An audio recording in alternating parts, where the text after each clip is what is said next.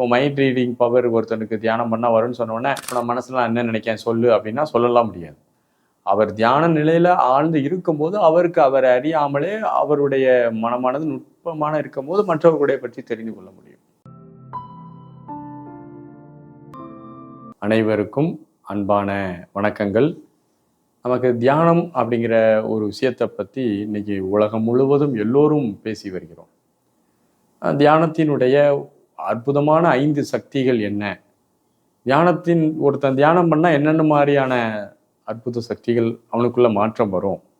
இது எல்லாருக்கும் மாற்றம் வரும்லாம் சொல்ல முடியாது. பட் ஆனால் ஒரு மனிதன் நல்லா டீப்பாக மெடிடேட் பண்ணும்போது அவனுடைய இயல்பான வாழ்க்கையில் பல மாற்றங்கள் அவனுக்கு ஏற்படும்.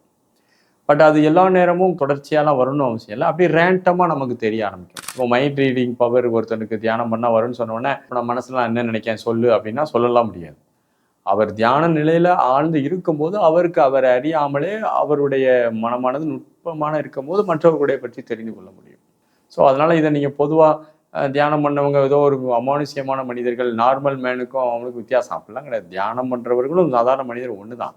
இவர் தன்னுடைய மனதை எப்படி கையாளுகிறார், அவர் எப்படி கையாளுகிறார், இவர் ஆனந்தத்தை எப்படி தேடுகிறார், அவர் எப்படி துன்பத்திலேயே உழண்டுட்டு இருக்கார், அதுலேருந்து வெளியில் வர முடியாமல் தவிர்க்கிறார் என்ற வேறுபாடு தான் இருக்குமே தவிர மற்ற வேறுபாடுகள்லாம் யாருக்கும் தெரியாது.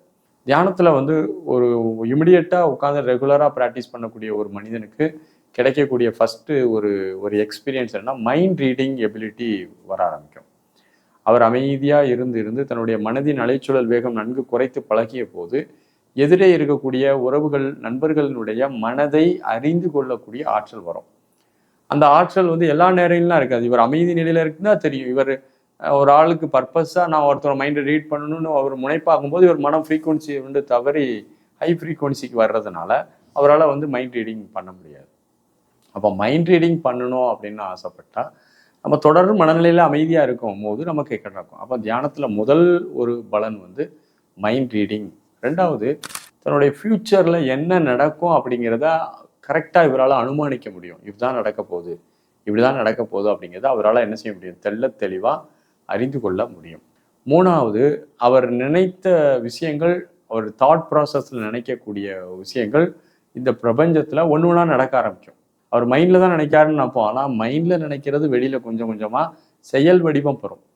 ஒரு ஆப்பிள் பழம் வாங்கணும்னு நினைக்கிறாரு, யாராவது திடீர்னு கொண்டு ஆப்பிள் பழத்தை கொடுப்பாங்க. ஸோ இது ஒரு எக்ஸாம்பிள் சொல்ல. இதே போல் நிறைய ஆங்கிளில் அவர் தாட் ப்ராசஸில் இருக்கக்கூடிய விஷயம் ஃபிசிக்கலாக செயல்பட ஆரம்பிக்கும். அப்போ நினைச்ச விஷயங்கள் நடக்கும். அதாவது டெலிபதி மாதிரி சொல்லுவாங்களா, அந்த மாதிரி நடக்க ஆரம்பிக்கும். அதுக்கப்புறம் இந்த பிரபஞ்சத்தினுடைய சக்தி அவருக்கு நிறைய கிடைக்க ஆரம்பிக்கும். ஏன்னா அவர் மைண்டு ரொம்ப அமைதியாக காமாக இருக்கும்போது, அவருடைய மனம் ஃப்ரீக்குவன்சி ரொம்ப குறைவாக இருக்கும்போது இந்த பிரபஞ்சத்திலிருந்து அந்த தெய்வீக ஆற்றல் அவருக்குள்ள கொஞ்சம் கொஞ்சமாக இறங்கி அவருடைய பிராணசக்தி நல்லா இன்க்ரீஸ் ஆகும்.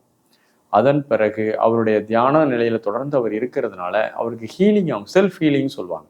அவர் மைண்டு தொடர்ந்து ஆல்ஃபா அலைவரிசையிலேயே இருக்கிறதுனால இந்த உடலானது தன்னைத்தானே சரி செய்து கொள்ளக்கூடிய அளவு அவருடைய உடல் மேம்பட ஆரம்பிக்கும்.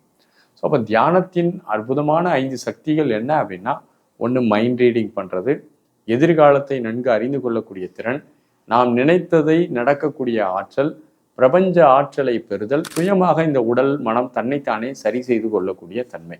இது யாருக்குன்னா தொடர்ந்து தியானம் பண்ணக்கூடியவர்களுக்கு இந்த அனுபவங்கள் ஒன்றன் பின் ஒன்றாக ஏற்படும்.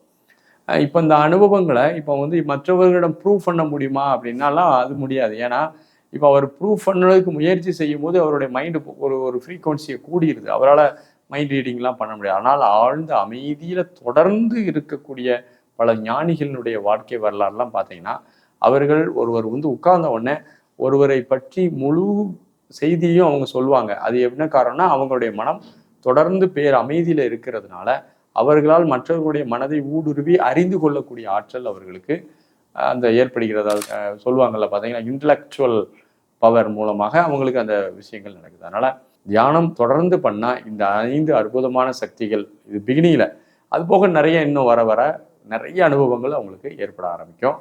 வாழ்த்துக்கள். நன்றி. வணக்கம்.